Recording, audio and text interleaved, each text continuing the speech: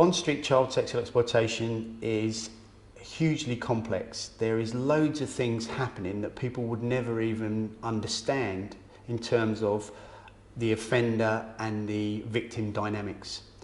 That relationship that forms between the victim and the offender is more or less unique, and you only really get those kind of dynamics when you deal with domestic violence, or where you deal with crimes of passion and those sort of really emotive sort of types of crime.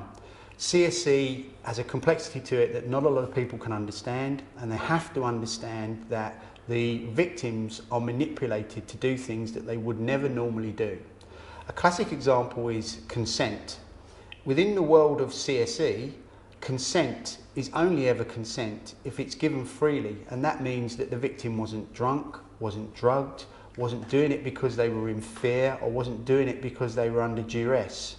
So if they're consenting because of any of those reasons, that is not true consent. So that's really important for people to know, because often what lots of people say is, why did that child or that young person do that? Why did they allow themselves to be treated in that particular way?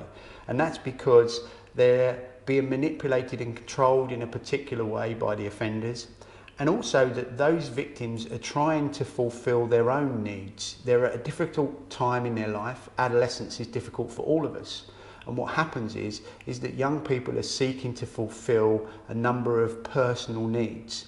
And so they look for them in inappropriate places. And by nature, young people take risks. Young people believe that being involved with older people that treat them as adults, they believe that that's exciting. They see that as exciting. They see that as them exploring the adult world. So when professionals then try to intervene, they can't understand why they want to stop them doing something that they believe is something that they enjoy. They believe that the offenders are actually friends, or actually kind and caring, and sometimes they are kind and caring, but what they do is they mix up the kind and caring with the violence and the intimidation and the aggression. And so often when you speak to a victim of CSE, a classic example might be a young teenage girl, she will say, yes, he beats me up, but he's really nice at other times. So they look for the good things, and they then drown out the really bad things, which is what all human beings do. You look for the good in most people.